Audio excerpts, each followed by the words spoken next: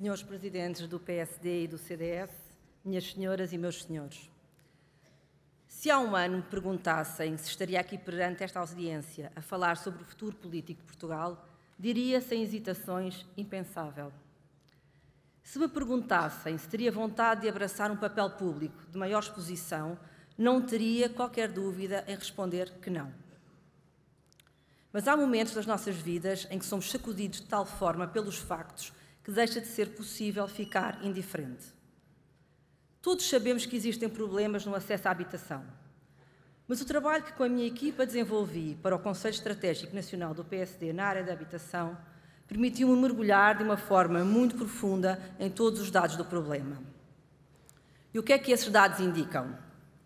Indicam que os preços médios de venda da habitação têm aumentado consistentemente desde 2016 a um ritmo de cerca de 8% ao ano, muito acima do progresso do rendimento das famílias. Indicam que o valor mediano das rendas por metro quadrado dos novos contratos de arrendamento de alojamento familiar está consistentemente em trajeto ascendente, com aumentos perto dos 30% em um ano.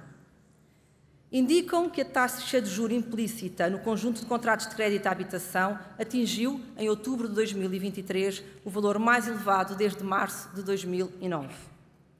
Indicam que os jovens dificilmente têm condições de adquirir a sua primeira casa e não têm alternativa no mercado de arrendamento.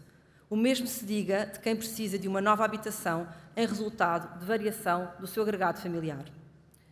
Indicam que aproximadamente 10% da população vive sozinha, cerca de metade pessoas com mais de 65 anos. Indicam ainda que cerca de um terço das habitações existentes precisa de obras para cumprir com as necessárias condições de higiene e conforto, valor que aumenta exponencialmente se pensarmos nas intervenções que serão necessárias para o cumprimento das metas de desempenho energético dos edifícios e redução dos gases de efeito de estufa. Sabemos também que estes problemas são transversais e afetam não apenas os grandes centros urbanos, afetam também cidades com menos população, muitas das quais se confrontam ainda com a diminuição da sua população residente. A situação atual do mercado habitacional cria e agrava as fraturas do tecido social. As medidas que foram adotadas ou propostas pelo governo PS agravaram estas clivagens e fomentaram a lógica de uns contra os outros.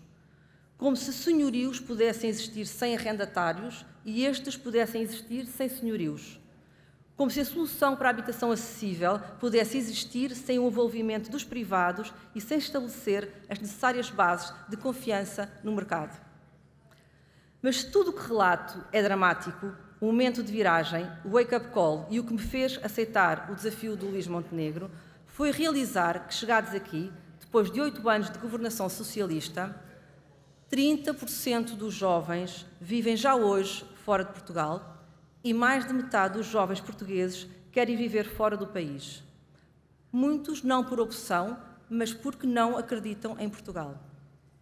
A classe média portuguesa está asfixiada entre salários médios baixos e impostos altos. Portugal continua a descer no ranking do PIB europeu e, principalmente, porque em Portugal, vivem ainda 1.700.000 pessoas em situação de pobreza. Este dado isolado não pode deixar ninguém indiferente e deveria ser suficiente para nos arrancar a todos da apatia que temos face à causa pública. Todos juntos impõem uma mudança audaz, uma mudança que não nivele por baixo, uma mudança que a todos, e aos jovens em particular, faça acreditar.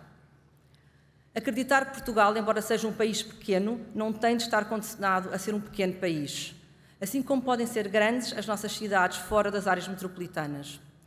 Acreditar que Portugal tem a capacidade de ser um polo de inovação, de criação e de empreendedorismo. Que Portugal pode, sem qualquer incerteza, ser um país capaz de atrair e fixar investimento, um país capaz de reter e atrair talento. É imperioso que sejam definidas estratégias e executados planos para que Portugal possa atingir taxas de crescimento económico que tragam esperança e que diminuam drasticamente a taxa de risco de pobreza.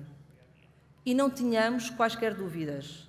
A habitação desempenha um papel fundamental nesta batalha, pois sem o acesso à habitação não se quebra o ciclo da pobreza, Não existe estabilidade social e política, não é possível a fixação das populações, não se atrai novo investimento e não se aumenta a competitividade da economia. É assim determinante que se consigam criar as condições para disponibilizar habitações a preços acessíveis, designadamente para jovens e estudantes, para acolher novos residentes, para promover uma maior integração social, para facilitar a prestação de serviços, de assistência e de cuidados continuados à população sénior. Esta mudança é crítica e só será possível com o envolvimento da sociedade civil, com a participação das empresas, com a mobilização de todos para o mesmo fim.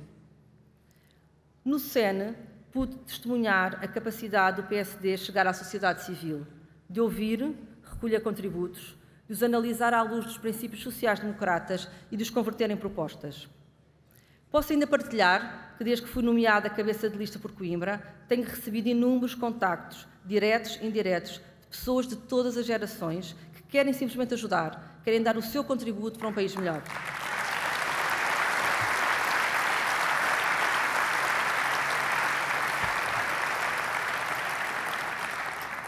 As boas notícias são que a sociedade civil está bem viva e o PSD quer dar-lhe voz. Os tempos que vivemos devem ser encarados com seriedade e não com experimentalismos ou abanões.